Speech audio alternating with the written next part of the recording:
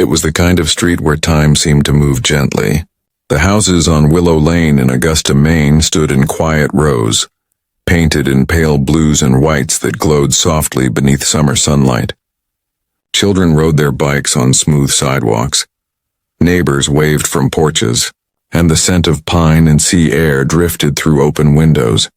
That peace was what drew Hannah Keating there in the spring of 2005. She was 26, a teacher's assistant at a local elementary school, and someone who always found joy in small things. She spent weekends tending to her small garden, reading old novels under her porch light and baking cookies for the kids next door.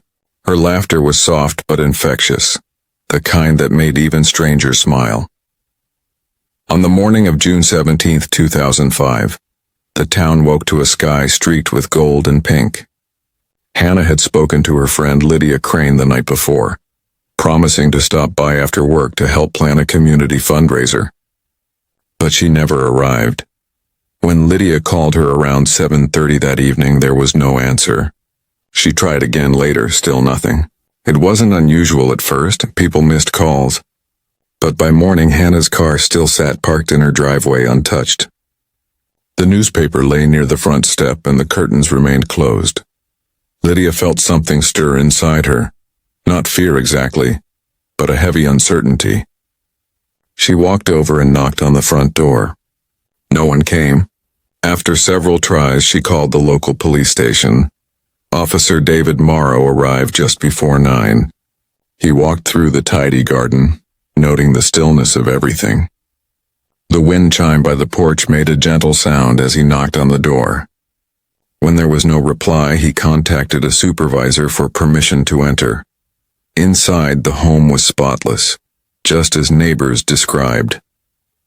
The faint scent of lavender hung in the air. A mug sat beside an open book on the coffee table, and a half-finished crossword rested nearby. Nothing seemed out of place, but in the back hallway near the small laundry room, Officer Morrow noticed the faint trace of a scuff mark on the floor. Small, but fresh. He followed the mark toward the back door. The lock was intact, but the screen latch appeared recently replaced. It was a detail that might have been missed if not for the early morning light hitting it just right. Morrow's report that morning described the scene as calm, with subtle irregularities. He called for detectives to assist. Within an hour, Detective Clara Jensen, then in her late 30s, arrived with her partner Mark Daniels. They moved through the house carefully, taking photographs and collecting anything that might later help. The backyard showed flattened grass near the fence line, as if someone had stood there for a while. By afternoon, news spread through the town that something unusual had happened on Willow Lane. People gathered in quiet clusters near the corner store, speaking in soft tones. They all knew Hannah. She had lived there for only 2 years but had become part of the neighborhood's fabric. The next morning, a volunteer search was organized. Dozens of residents combed nearby parks and wooded areas. It was early summer and the air was warm with the scent of pine needles and salt. The search continued for days. On the 4th day, Detective Jensen stood on the edge of a wooded trail studying a map. She loved walking near the river, Lydia had told her earlier that week. So the team extended the search toward the Kennebec River path. Late that afternoon, just as sunlight began to fade into soft amber, an officer radioed in. Something had been found near the riverbank, a small gold locket partly covered in sand. Inside was a faded photo of Hannah and her younger brother. The discovery deepened the urgency of the investigation. Forensic teams carefully collected the locket and searched the area, but no other personal items were found nearby. Days turned into weeks, and the calm of Willow Lane changed. Porch lights that once went dark early now stayed on through the night. Families walked in pairs and children stayed closer to home. Though no harmful words were spoken, everyone carried an unspoken question. Where was Hannah? Detective Jensen worked tirelessly. She reviewed call logs, questioned neighbors, and retraced Hannah's last known steps. The night before her disappearance, she had stopped by the grocery store on Elm Street. The cashier remembered her, cheerful, carrying a basket of fruit and bread. Security footage confirmed it. Nothing seemed out of the ordinary, but one small detail stood out. In the background of the footage, a dark sedan idled near the store's exit. The same car appeared briefly in the reflection of a shop window across the street. Though the plate number was unreadable, its shape and movement were distinctive. Investigators canvassed local parking lots and asked nearby businesses about vehicles matching that description. One employee from a gas station recalled seeing a similar car parked near the station late that evening. The driver, he said, was a man in his 30s wearing a dark cap. Though it wasn't much, it gave the detectives a direction. They searched records for anyone in the area who owned such a vehicle. Dozens of names surfaced, but none had clear ties to Hannah. As July arrived, the investigation slowed. Without physical evidence or witnesses, the case reached a quiet standstill. Detectives continued checking leads, but each one faded with time. Months passed. The seasons shifted from summer to fall, then winter. Snow blanketed Willow Lane, softening the world into stillness again. Hannah's house remained empty, its windows reflecting the pale sky. Her brother Evan Keating visited often, shoveling the walkway and keeping the lights working. She'd wanted to look cared for, he told Detective Jensen once. His voice carried both sadness and gratitude. By early 2006, the case was officially classified as cold. It was placed in the evidence archive at the county's small forensic unit, sealed with careful documentation. Still, Detective Jensen could never quite let it go. Every few months she revisited the file, reviewing reports, photographs, and notes. There was something about the details that never stopped speaking to her. In the years that followed, technology changed. New techniques emerged, tools that could identify the smallest traces of genetic material, connect unseen dots, and reawaken cases once thought silent. By 2016, the Maine State Police had begun a project to reevaluate unsolved cases using modern forensic methods. Hannah Keating's file was one of the first on the list. When Detective Jensen, now retired, received a call from forensic specialist Natalie Wren about reopening the case, she paused. "That file has waited long enough," she said softly. The evidence box was carefully unsealed. Inside were Hannah's personal items, her photographs, and several preserved samples from her home. Small fibers, hair strands, and a faint trace of material collected from the back door's latch. Each item was re-examined under improved systems, using DNA extraction tools far more advanced than anything available in 2005. What the team found would soon begin to reshape everything. On a late autumn evening in 2018, Natalie leaned over her workstation as the sequencing results finalized.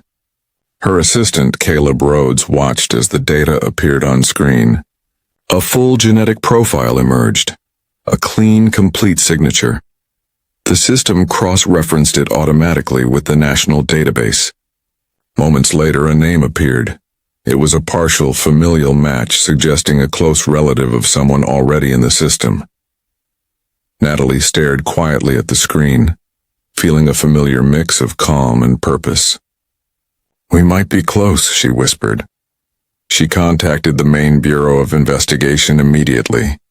The next steps would take months, verifying the link, tracing family trees, and identifying who, among the relatives, might have lived near Augusta in 2005. As those months passed, Willow Lane remained peaceful again, unaware that the answers to its long-ago mystery were beginning to surface. And for the first time in years, a quiet hope began to move through those who had never forgotten Hannah Keating's name. Winter arrived softly over Augusta in early 2019, wrapping the town in calm, white stillness. Most residents spent the short daylight hours clearing driveways or gathering by warm fireplaces, unaware that inside the Maine State Forensic Bureau, a quiet discovery was unfolding, one that would soon bring long-awaited answers to Willow Lane. Forensic specialist Natalie Wren leaned over the workstation again, her eyes fixed on the results projected across her computer screen. The genetic sequence recovered from the sample at Hannah Keating's home, a trace preserved for nearly 14 years, had provided a familial DNA match to a distant relative in the national database. The connection was faint but precise. The relative's record belonged to Thomas Heller, a retired postal worker in his 70s, whose profile had entered the system during a routine family ancestry test. It was not Thomas himself that caught attention, but the network around him. Investigators began mapping out his extended family, tracing names, addresses, and connections across generations. Through careful cross-referencing, one name emerged: Brian Heller, Thomas's nephew. Born in Maine, Brian had lived briefly in Augusta in the early 2000s before relocating to New Hampshire. In 2005, he would have been 32 years old. Detective Rachel Miles, who now headed the state's cold case division, took charge of the investigation. "We're not declaring anything yet," she told her team during the first briefing. "But we follow the science wherever it leads." They began to quietly reconstruct Brian's past. Records showed that he had once worked for a home maintenance company that serviced neighborhoods around Augusta, including Willow Lane. Employment. Logs from that year placed him in the area at least 3 times in the weeks before Hannah disappeared. When Natalie shared this with Miles, the room fell quiet. It was the first clear thread connecting someone to both Hannah's home and the recovered evidence. Detectives began their next step carefully, reviewing old interviews, searching for any mention of Brian Heller in 2005. None appeared. He had never been questioned or even mentioned in the original case file. His name had simply existed in the background, unremarked upon, like a shadow on a sunny day. In early 2020, Miles and her partner Ethan Price drove north to interview Thomas Heller at his home in Bangor. He greeted them politely, offering warm tea and quiet hospitality. When asked about his nephew, Thomas paused. "Brian used to work odd jobs," he said slowly. "Quiet boy, kept to himself. He left town years ago. I think he's somewhere near Portsmouth now." Miles nodded gently, careful not to reveal too much. Before leaving, she asked whether Thomas would be willing to assist by providing a voluntary DNA sample to confirm the familial match. He agreed without hesitation. 2 weeks later, the lab results confirmed it. The genetic link between the sample recovered from Hannah's home and the Heller family line was genuine. With that, the case moved from possibility to focus. Detectives tracked Brian Heller's address in Portsmouth, where he had been living under his own name, working as a maintenance contractor. He had a clean record, steady work history, and a quiet routine. His neighbors described him as polite and reserved. Nothing about his life suggested any hidden story. In March 2020, Miles coordinated with New Hampshire authorities to request a voluntary interview. Brian agreed to meet at a local precinct, unaware of the full purpose of the conversation. Inside the softly lit interview room, he appeared calm, tall, with weathered hands and steady posture. Miles spoke kindly, asking about his years in Maine, his old job, and whether he remembered the neighborhoods he had serviced. He nodded. "I fixed fences, cleared gutters, replaced screens, and whatever folks needed." When she mentioned Willow Lane, a faint pause flickered across his face. It lasted only a second, but Miles noticed. "Do you recall working there?" she asked. "Maybe," he said after a moment. "It's been a long time." The interview remained courteous and brief. When Miles requested a voluntary DNA swab for elimination purposes, Brian hesitated slightly, then agreed. "If it helps," he said. The sample was sent directly to Natalie's lab for comparison. For 3 days the team waited. Then, on a quiet Thursday morning, the report came back. Full match. Natalie printed the result quietly, her hand steady but her breath shallow. She called Miles immediately. "We have our identification," she said. Within hours, investigators gathered in the briefing room. Charts of timelines and maps covered the wall. Each piece of evidence that had once stood alone now formed a complete picture. Brian Heller had performed a maintenance visit 2 days before. Hannah's disappearance, logged by his company's scheduling sheet. No one had checked whether that visit was ever completed. The sample recovered from the back door latch matched his DNA precisely. With the findings verified, Miles contacted the Attorney General's office to secure a warrant for arrest. The news reached retired Detective Clara Jensen 2 days later. She sat quietly in her home, holding the phone close as Miles explained. For a moment she said nothing. Then softly she replied, "Thank you for never letting her name fade." The arrest took place on April 4, 2020 in Portsmouth. Officers approached Brian Heller's small workshop near the edge of town. He was cooperative, offering no resistance. When asked if he understood why he was being questioned again, he nodded once. "I think I know," he said quietly. As standard procedure, he was transported back to Maine for processing. The community of Augusta learned the news that afternoon through local radio and television. Willow Lane grew still once again, but this time it was a calm filled with quiet understanding. Reporters gathered near the courthouse steps as Detective Miles gave a brief statement. "Through the patience and persistence of many people, we've reached a moment of resolution. This was never about fear. It was about remembrance." Inside the evidence archive, the box marked Case 05WL17 was finally relabeled as resolved. Natalie, overseeing the process, paused before sealing the new tag. "She waited long enough," she said softly. In the months that followed, prosecutors prepared their case. Each step was taken with care. Not haste, not spectacle, just quiet dedication. Forensic documentation was reviewed, chain of custody confirmed, and witness statements refreshed. Though much had changed in the 15 years since 2005, one thing remained the same: the town's memory of Hannah Keating's warmth. Her photograph was still displayed at the library, her name still spoken kindly in conversations about hope and patience. In July 2021, the pre-trial hearing took place. Brian Heller appeared calm and cooperative, speaking only to acknowledge the court's instructions. The evidence was laid out clearly: the genetic link, the work records, and the timeline reconstructed by both Maine and New Hampshire investigators.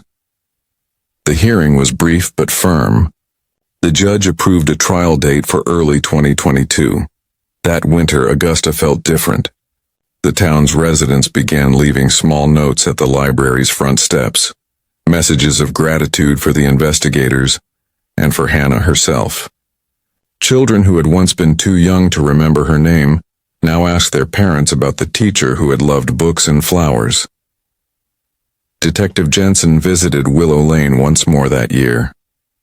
Snow covered the rooftops and rested gently on the pine branches. She stood near Hannah's front gate for a long while, watching the stillness. "It took time," she whispered, "but you were never forgotten." Inside the Maine State Forensic Bureau, Natalie continued her work quietly. Other cases awaited, other stories still unsolved. Yet she often paused near the cabinet where Hannah's evidence box had once sat. To her, it was more than a case. It was proof that patience and kindness could turn silence into light. As the trial approached, reporters from across the state began preparing stories. Some described the case as an example of perseverance. Others spoke about the beauty of closure. But for those who had known Hannah, it was simply a moment of peace. The gentle completion of a story that had stretched across years and lives. In February 2022, the courthouse in Augusta opened its doors to a quiet crowd. Families, neighbors, and former colleagues filled the benches. Hannah's brother, Evan, sat in the front row, holding a small photo of his sister smiling beneath the summer sun. And as the proceedings began, the air in the room carried not sorrow but a deep calm. The feeling that after 17 years, the truth had finally stepped into the light. The courthouse in Augusta stood beneath a soft morning haze as the trial of Brian Heller began in March 2022. Spring had not yet fully arrived, but the first hints of warmth carried through the air, the same gentle feeling that had once defined Willow Lane. Inside, the courtroom was filled with quiet attention. Journalists from across the state sat alongside local residents who had followed the story for years. The familiar wooden benches gleamed beneath the soft lights, and the faint scent of old paper and polished oak gave the room an air of calm seriousness. At the front, Judge Eleanor Ross presided with patience and grace. Her voice carried gently as she reminded everyone of the importance of truth and respect. "This is not a story of darkness," she said. "It is one of perseverance, care, and time bringing light." Hannah Keating's brother Evan sat near the front. He looked composed but reflective, his hands resting on a folded letter he had written for her years ago, one he had never been able to deliver. The prosecution began with care. Assistant Attorney General Lydia Morse stood before the jury, her tone steady. "This case reminds us that even when years pass, what is true does not fade," she said. "The evidence you will see represents the work of people who refuse to forget." She walked them through the events of June 2005, Hannah's day at school, her conversation with her friend, and the quiet evening that followed. Each moment was described with compassion, ensuring that Hannah's memory remained centered not in absence but in life. Then came the evidence. Forensic specialist Natalie Wren took the stand. She explained the process that had led to the identification, the preserved material from the back door latch, the DNA sequence, the database search, and the eventual match to the Heller family. She described the steps with calm precision, her professionalism clear in every detail. When the prosecutor asked her what made this case stand out, Natalie paused for a moment before answering. "The evidence was carefully stored for nearly 2 decades, she said. "That care made it possible to speak again after all these years." Detective Rachel Miles followed, presenting the investigative timeline.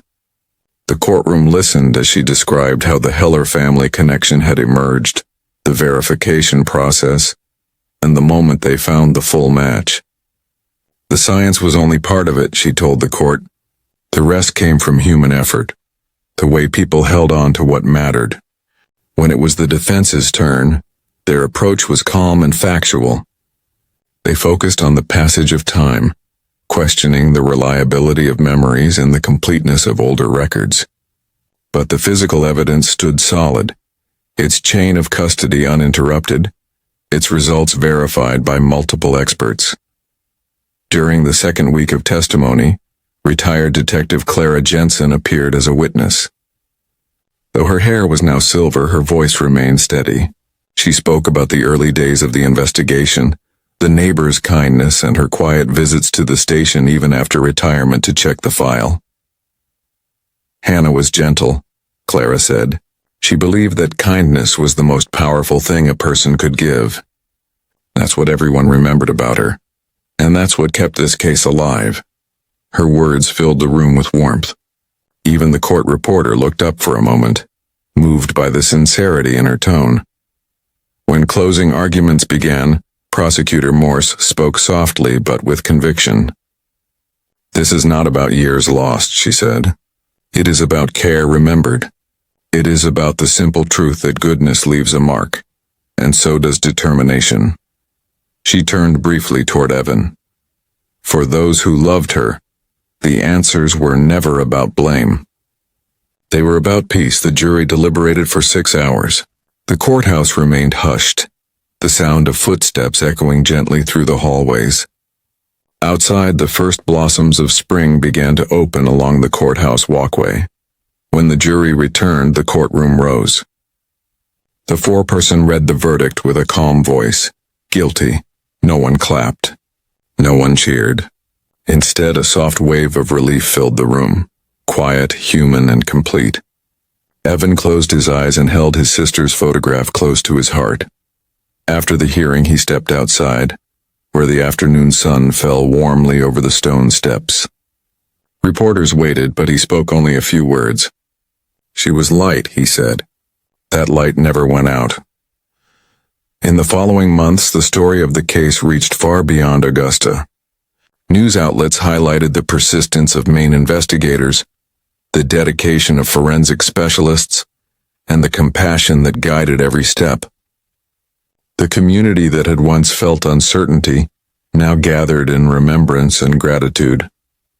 At the elementary school where Hannah had worked, a small memorial was placed near the playground, a wooden bench with a brass plaque that read, "In memory of Hannah Keating, who taught us to care." Children often sat there to read during recess, their laughter filling the air she had once filled with her own. Every June, the town held a quiet ceremony near Willow Lane. Neighbors, friends, and new families who had moved in after 2005 came together to plant flowers along the edge of the small park nearby. The flowers bloomed bright yellow each summer, chosen because they were Hannah's favorite color. Detective Miles and Natalie attended the first gathering together. They stood near the garden, watching the petals sway in the warm wind. "You can feel it," Natalie said softly. "The peace," Miles nodded. "That's what justice really looks like," she replied. Retired Detective Clara Jensen, though she no longer traveled often, sent a letter to be read aloud that day. It said, "I learned that time can test us, but kindness always holds. Thank you for proving that truth. Once given care, never disappears." Years passed, and the story of the Willow Lane case became part of local history, not as a memory of loss, but as an example of what can endure. Police cadets at the academy learned about it as part of a lesson in perseverance. Students studying forensic science at the University of Maine read about Natalie's work as a landmark case in the use of preserved DNA evidence. And for the people of Augusta, it remained a reminder of how even a quiet street could hold stories that reach across generations. On the 20th anniversary of Hannah's disappearance, Evan stood once more at the garden near the library, surrounded by neighbors and families.